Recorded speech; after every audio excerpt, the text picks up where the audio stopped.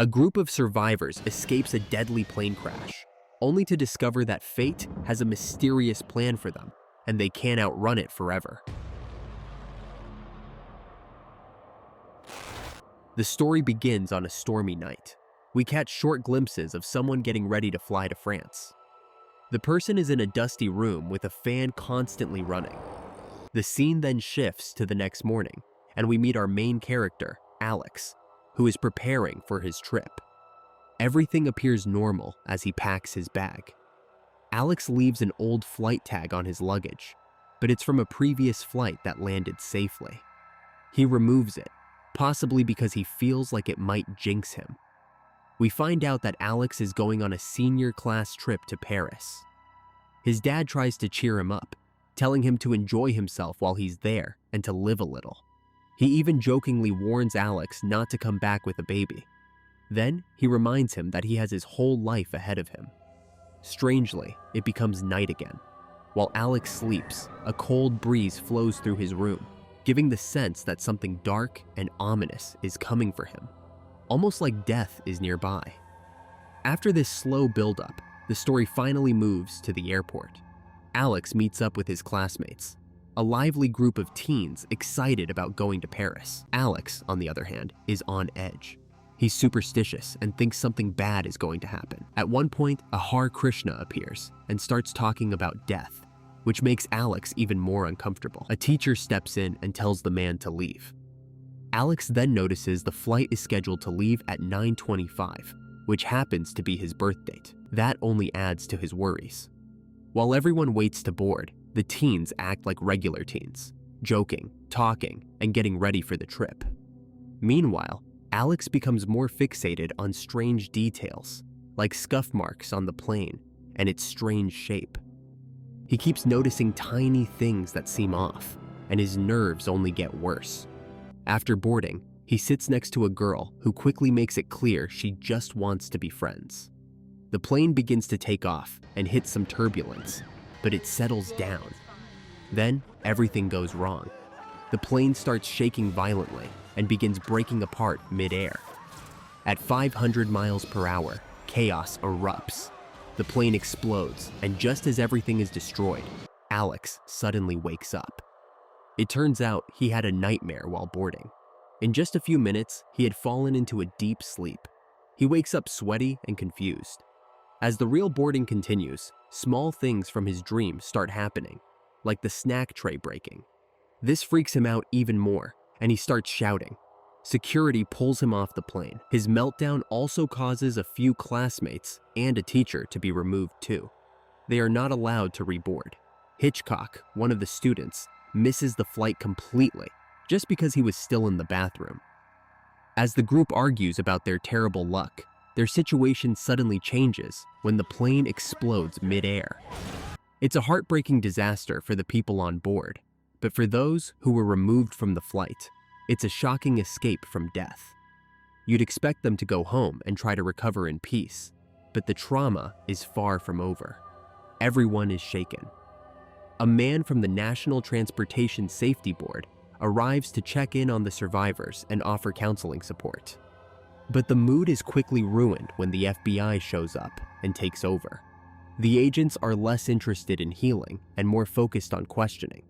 They want to know how Alex seemed to predict the crash. Since he freaked out before takeoff and shouted about the plane going down, he immediately became their main suspect. The group explains what happened, but it's clear no one feels fully comfortable around Alex anymore. Eventually, the students go home with their families. Everyone except Clear, who rides with Alex. This moment subtly paints her as a mysterious outsider who might see the world the way he does.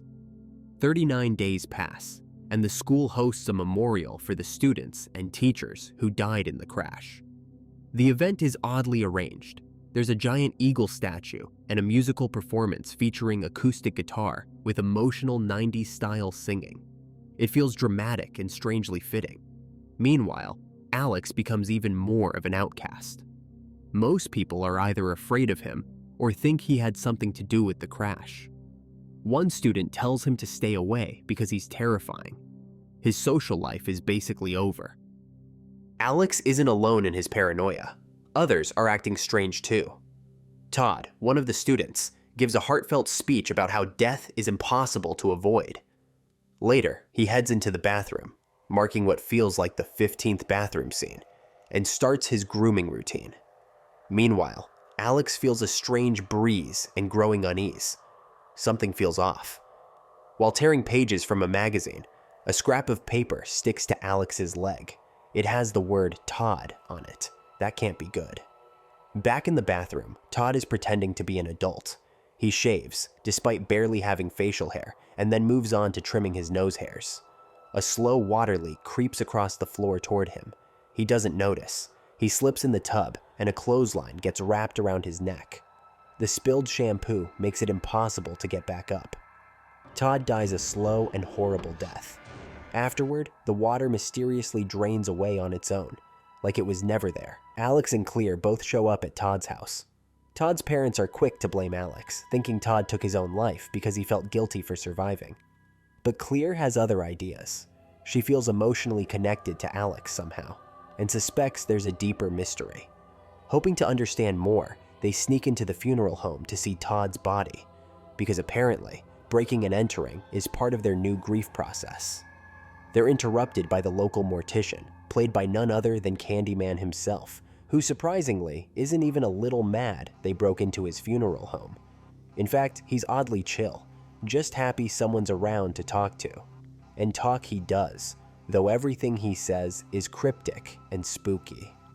His main point? There are no accidents. Everything happens according to a grand design. If that design was interrupted, then it's only natural that death is working to set things right again. Alex and Clear leave with the unnerving realization that maybe, just maybe, there's a kill list, and death is going down it in order. The next day, chaos nearly erupts when Carter recklessly pulls a U-turn in the middle of traffic, nearly hitting Billy. He did it just to scream at Alex outside a cafe, because that's how Carter copes, with aggression. Terry, Carter's girlfriend, has finally had enough of his nonsense. She's done with the drama, done with the survivor's guilt. She says she's ready to move on, and she does, permanently, as she's immediately obliterated by a speeding bus in one of the film's most shocking moments. This only deepens Alex's fear that his presence is causing harm. He decides to distance himself from the rest of the group to avoid being the cosmic grenade in someone else's life. Meanwhile, the investigators finally piece together the real cause of the crash, a chain reaction involving a mechanical failure in the plane's fuselage. This discovery inspires Alex. Maybe the order of the explosion corresponds to the order in which they're all now supposed to die. Next up on the death list, Ms. Luton. The poor woman is trying to start fresh, moving out of town, but she spots Alex lurking and understandably panics, calling the FBI. They haul Alex off before he can check her car for possible dangers. While Alex is being questioned, Ms. Luton gets hit by that same eerie breeze of doom. She tries to relax, switching from tea to vodka, and things spiral from there. A bit of vodka spills into her monitor, which causes a glass-shattering electrical explosion that slices into her neck. Death isn't done yet. It triggers a fire that traces its way back to the vodka bottle, which explodes. Then, a kitchen knife falls straight into her chest, sealed by a falling chair for good measure. Alex arrives just in time to witness the end of it all before fleeing. Of course, Officer Burke shows up right then, and the whole house goes up in flames. Now everyone's taking Alex seriously. At Clear's request, Carter and Billy meet up with her, and the group starts hunting for Alex to see if they can get ahead of Death's plan. When Clear catches up with him, she shares her own tragic backstory, revealing a deeper understanding of fate and loss. The idea of design suddenly feels personal. Then comes Clear's defiance. Then forget death. She brings up the idea that perhaps their fate is not completely fixed. Though it seems like death is following some unavoidable pattern, she references the many worlds theory, a concept suggesting that in another version of reality, her father might still be alive, and they might have survived peacefully. So even if someone dies here, another version of them could still be living in a different timeline. While it does not change their current situation, the thought brings a small sense of comfort. Alex returns to the group, and Carter takes it upon himself to challenge fate. He tries to prove that he can control his destiny by driving recklessly and putting himself in harm's way, but he somehow walks away unharmed. In one moment, he even stops his car on a railway track, daring death to come. However, he changes his mind too late and finds himself trapped. Alex intervenes just in time, pulling Carter to safety. Everyone is relieved, until tragedy strikes again. A piece of debris from the train kills Billy, ending his journey without warning. This shocking event leads Alex to realize something important. Death has not been stopped, only interrupted. The original order of deaths was skipped. Believing that he is next, he isolates himself in a remote cabin, doing everything he can to avoid accidents. He fills the place with safety precautions, cushioning sharp objects and eating only packaged food. His life becomes a constant effort to prevent even the smallest mishap. But Clear understands that hiding will not solve anything. She informs the FBI of Alex's location, not to betray him, but to help him rejoin them. At the same time, Alex discovers that he made a mistake. Clear is actually next. Because of a seat change on the plane, the sequence had shifted. Desperate to reach her, Alex travels by canoe. Meanwhile, Death begins to close in on Clear by placing her dog in danger and knocking down power lines near her home. She ends up trapped in her car with a live wire sparking across the hood. Alex arrives just in time and decides to break the pattern by sacrificing himself.